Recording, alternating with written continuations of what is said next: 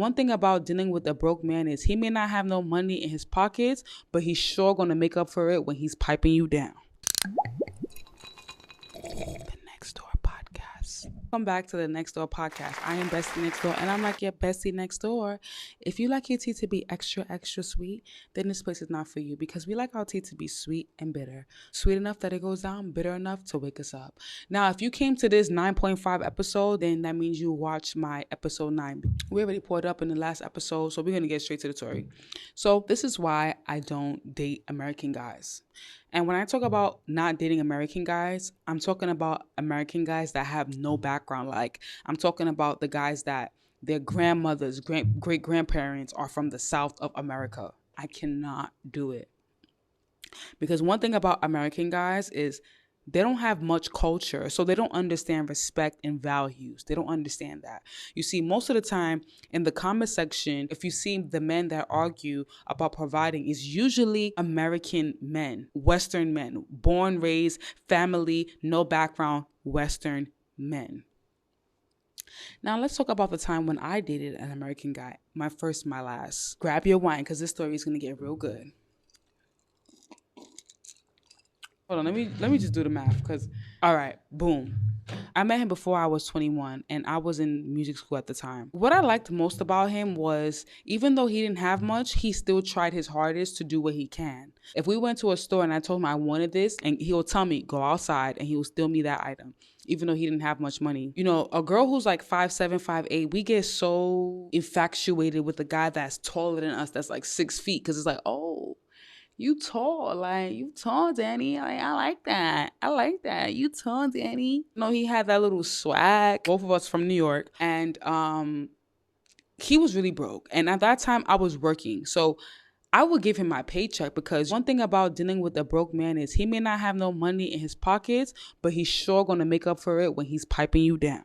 A broke man knows how to deceive you and make you feel like you're on top of this world. The moment you get D down by a broke man, before you know it, you're tricking on him more than he's even tricking on you. You're spoiling him. I was in that situation, spoiling. I was working at Uniqlo, and again, I was so infatuated by the physical activities, the physical touch, that he was on payroll, and nobody was going to tell me about that broke good D. My friends tried to warn me. I didn't want to hear it. I'm like, don't tell me. You just mad because you don't got a man like mine. He's tall. You mad. You salty. My friends is telling me he's using you. I'm like, let him use me. But that D is good. You jealous. That's why I say, don't let these broke men confuse you with good D. Good D will have you confused about your whole existence. That's what happened to me. Even though stealing is bad, but the fact that he was trying to prove to me that I still want to make you happy and I still want to get you what you want was what made me, you know, I had a soft spot. I was like, you know what? He's broke. His D is good, but my man gonna steal whatever to make me happy. Yeah. Nobody gonna tell me nothing. Yeah. Until Valentine's Day came up. You know, it was Valentine's Day and I didn't see him, and neither did I get a call from him. I didn't get a call from him till 11 p.m. that night, basically February 15th. I used to sneak him in my house because I had my own room. So I used to sneak him in my house. You know, my mom I would sneak him in my house. I had a whole date planned out. I set up a whole table in my room. I had the little 99-cent candles around so it can be given that love. I made Alfredo pasta. Listen, any girl that don't know how to cook, the number one thing she's going to say, I know how to cook. I know how to cook Alfredo. Nobody was going to tell me about my Alfredo, my shrimp Alfredo. When I was 20 years old, no one was going to tell me about my shrimp Alfredo, even though I didn't know how to clean the shrimp that well. Now I'm a little bit more older. I know how to cook. I cook really good. But then I still had the veins of the shrimp inside. No one was going to tell me about my shrimp Alfredo. I made that shrimp Alfredo with love for Zaddy. He didn't come back till like 11 p.m. All right, cool. He didn't call me till 11 p.m. and he didn't get to my house till like 11 p.m. But I was still happy because I was so infatuated with the situation we had, because it's like, that's Zaddy. Like, even though Zaddy didn't have no money and Zaddy came empty-handed, I made my shrimp Alfredo. And I was ready for the activities that was going to happen after, because his payment method was making the kitty cat cry. And I was okay with that at the time. So he finally came. He was, he had like a little attitude. And that's how you know when your man has done something wrong. Because when your man is out doing something wrong, usually when he comes back home to you, he has a little attitude. You could be all happy to see him, but he'll just have an attitude. You'll be looking at him like, why you got an attitude? Like, why are you trying to make me upset at you? Like, I'm not trying to be upset at you. I want to be happy. That's how you know your man has done something wrong. He has an attitude. Unnecessary attitude. Like an attitude for no reason. You'd be wondering, like, why you have an attitude? So he came, he had an attitude. I was like, oh, do you like? He's like, yeah, it's all right. So I'm like, okay. So after we ate the food or whatever, he didn't really eat it too much because, I tried to make my Alfredo from scratch. I was trying to be a chef. It's like, I'm making my Alfredo from scratch for Zaddy, for that broke D. Yeah. Nobody was telling me nothing. Yeah. My friends were trying to tell me. And I'm like, girl, you can't tell me nothing. You're just mad because you can't get this good broke D. Confused. I'm telling you, confused. I cleaned the table off. It's time for us to lay in bed. He's spooning me. He's taller than me. He's like 6'5". I'm 5'7", 5'8". So I'm feeling all small. I'm like, yeah, this is what I like. So now it's time to do the do.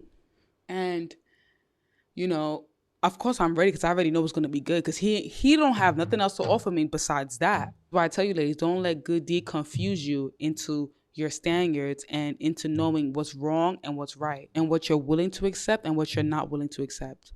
So anyway, he's touching me, he's making it be known like it's about to go down. We start doing the do. When you're doing your do with your guy, like your man is usually touching you, holding you, bringing, like it's that body heat, that body temperature, that exchange of heat and temperature and energy. But this time it was different. This man was like far away from my body. Like I was like this and he was like this. Little did I know that same night, the reason why he came to the house late was because he spent time with another girl and he had sex with that girl and then came to me. While we in the midst of doing our do, I'm here doing the tip drip. And my intuition was just telling me, like, look at what he's doing. So this man is back here. This man has his phone. And he's recording our genital areas. As he's doing what he's doing, he's recording our genital areas. I turned around. I looked at him. I'm like, what are you doing? That's how the whole equation stopped.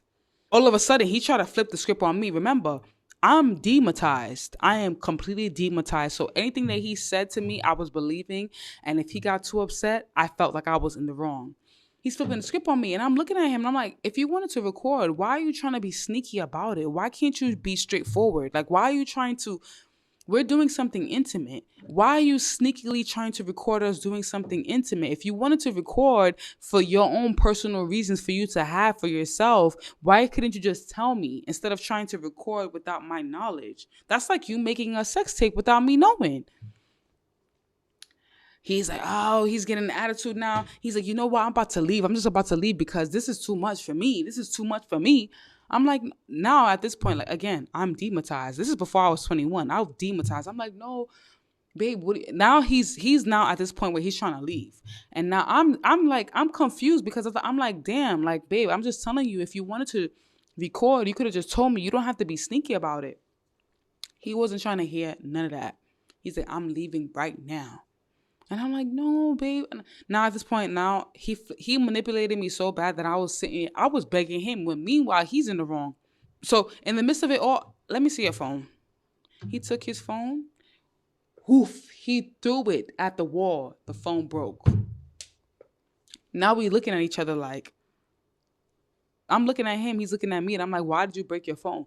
Clearly, he had something he was hiding in his phone. Now, at this point, now he's flipping the script on me. He's getting upset. He's like, oh, no, I'm leaving because I can't deal with this. I'm coming over here.